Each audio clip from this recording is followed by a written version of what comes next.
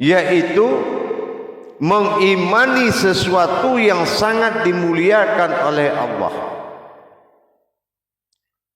Mengimani yang sangat dimuliakan oleh Allah itu adalah tingkat kerahasiaan Allah, yang mana siapa yang mengalami rahasia itu, maka dia mendapatkan derajat rohani yang berlipat ganda hikmahnya dari Allah.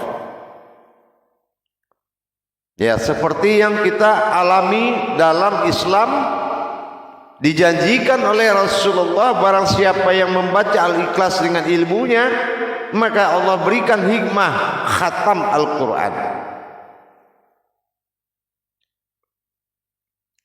Berbicara tentang bagaimana rahasia, ketinggian rahasia Allah, yang tertinggi di dalam kerahasiaan Allah adalah kesirnaan atau ketenggelaman keakuannya kepada wujudnya rahasianya sendiri. Tapi kalau masih ada keakuan bagi Allah, maka kita masih berhadapan dengan kebesarannya. Tapi kalau sudah kita berhadapan dengan rahasianya, tenggelamnya keakuannya di dalam rahasianya sendiri, berarti dia harus menuju sebuah wujud dan mawujud yang berasal dari rahasianya, yaitu sifatnya sendiri. Sifat di dalam rahasia itu bukanlah sebuah kodrat yang berusul, tapi sifat yang dimaksud rahasia itu adalah tingkah dan bertingkahnya dia di dalam rahasianya, sehingga tingkahnya ini yang melihatkan terlihatnya wujudnya kepada semua alam. Jadi berasal dari tingkahnya. Disinilah puncak kaji yang sangat tinggi, atau dikatakan tiang kaji, atau dikatakan dengan induk kaji. Kalau rohani seseorang sudah mengalami 7 tajalli batin, tajalli rahasia dalam Al-Ikhlas, maka dia mendapatkan marwah dan derajat martabat Allah pada rohaninya. Menjadikan rohani atau rohnya aku, kata Allah itu, hayatnya aku, tidak semudah apa yang kita pikirkan. Bernama dia sebuah maujud, harus berdasarkan dari sifat dia sendiri. Maka dalam 7 langkah menuju Tuhan, 7 langkah bersama Allah, mulai kita mengkaji langkah pertama, Qul huwallahu ahad.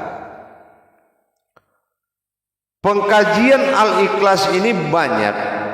Ada yang mengkaji dari sisi hakikat, masa ahadah, wahdah, wahadiyah. Tapi kalau yang namanya aku, keakuan Allah, tidaklah bisa dijamakkan dengan ahadah, wahdah, wahadiyah, karena sudah menyangkut kepada sekalian alam dan martabat ahadiyah, sahadiyah, dan wahdiyah. Tapi keakuannya luput, jangankan disamakan dengan sifat lain, luput keakuan di dalam wujudnya sendiri. Hu luput di dalam u. Artinya keakuan tadi luput dan sirna di dalam rahasia u. U alif domah u. Kalau alif sudah di atasnya domah u, maka dia jatuh menjadi rahasia. Beda dengan alif kasrah a atau i.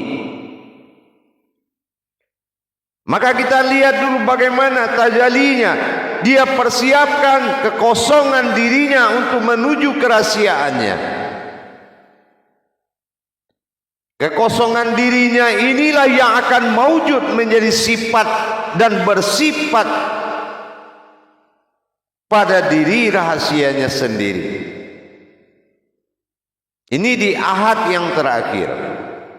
Dia bersifat bertingkah dalam rahasianya. Kodrat sifat itu tetap rahasia, dan hayatnya adalah tingkah. Ini yang dikatakan bersifat pada sifat.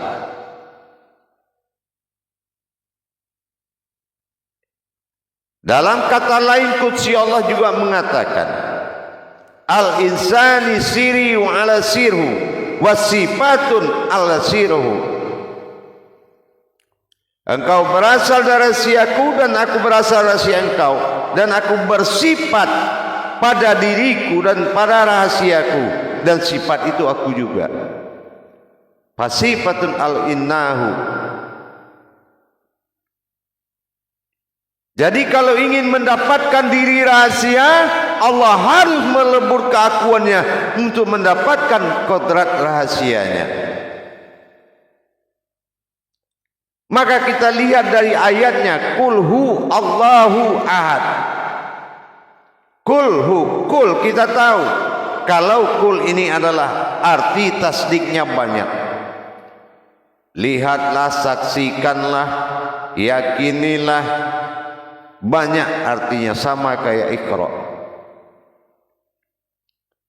Saksikanlah, kulhu, saksikanlah aku, Allah zat yang sir, yang rahasia, yang tenggelam dalam kerahasiaanku yang satu, ahad. Maka ahad berubah menjadi wahid karena ahad. Kalau sudah ahad berarti itu wahid. Jadi ahad pertama itu sudah kodratnya wahid karena ahad. Saksikanlah, lihatlah aku, kulhu Allah, sebuah zat yang tenggelam di dalam wujud rahasiaku sendiri. Ahad, kulhu Allah, ahad. Tenggelam dalam Nah, kalau kita lihat sebetulnya yang tenggelam itu adalah aras, haknya. Kalau itu kan kita tahu ha dengan kasroh alif. Tapi hanya ternyata yang lenyap, nya berpindah berdiri sendiri, disebut ahad atau wahid. Inilah yang akan bertajali 6 langkah lagi, maka dia akan terlihat pada ahad, bukan ahad lagi, dia terlihat akan ahad. Jadi kalau dilihat ahad belakangnya, di depan au. Nah inilah perbuatan rahasianya, au.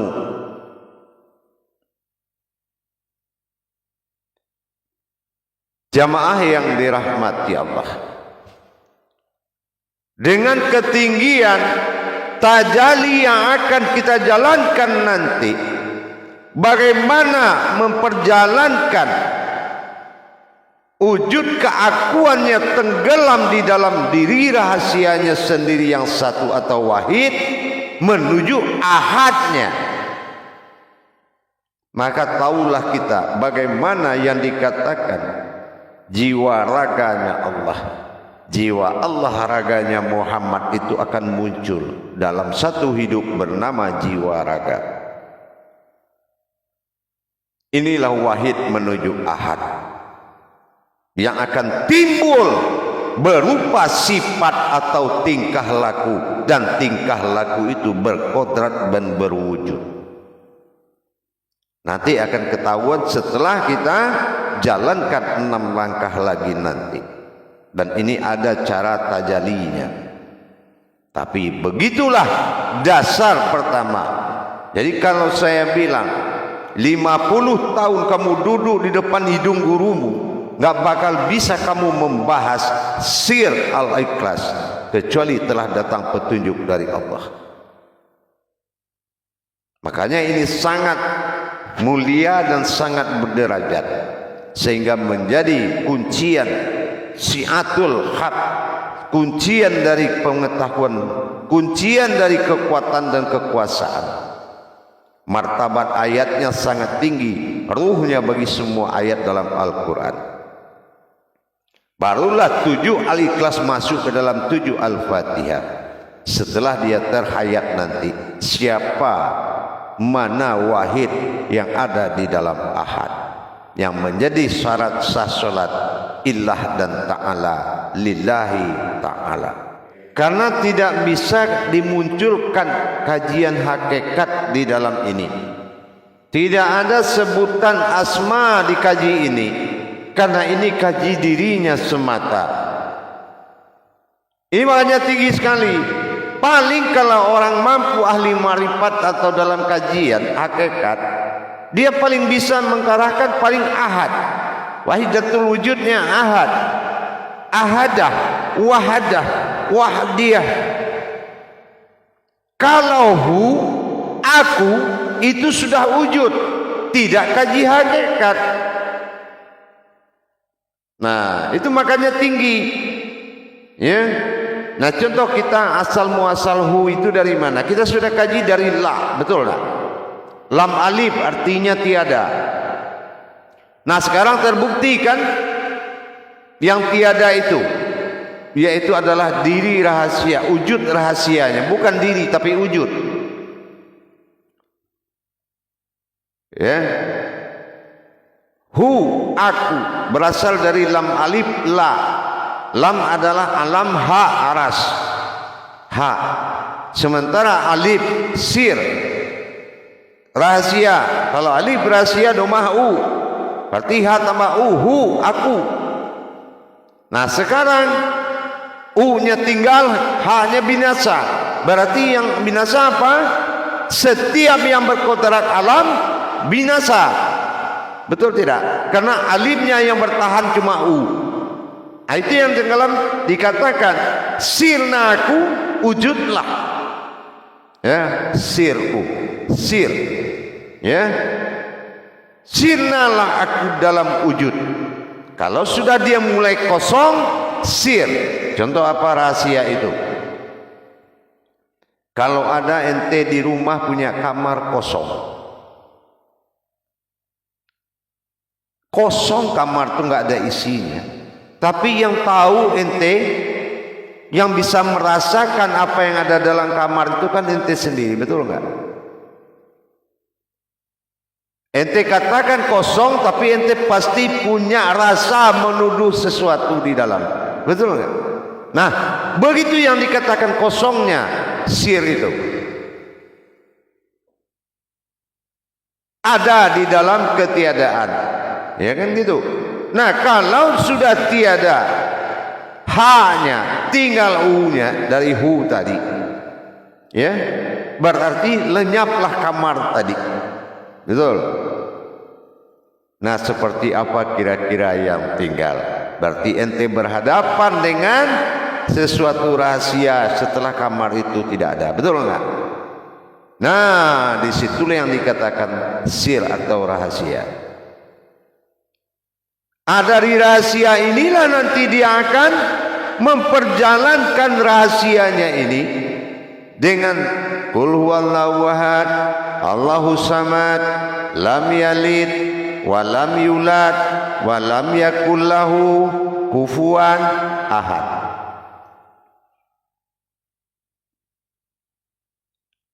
Kalau secara hakikat mungkin anak tidak beranak dan tidak diperanakkan. Tapi kalau tingkat sir, nggak mungkinlah kita mengkaji tentang wujud Tuhan Maha Mulia, urusannya anak beranak, betul nggak? Berarti itu bukan tujuan rahasianya, itu tujuan hakikat. Kalau ingin bertuhan jangan yang beranak dengan yang diperanakkan, kan gitu. Itu hanya mengagungkan. Tetapi isi dari lam, dua kali lam ini, yang berukul ya kepada lid dan ya kepada lat, itu beda jalannya, beda wujud yang dimaksud.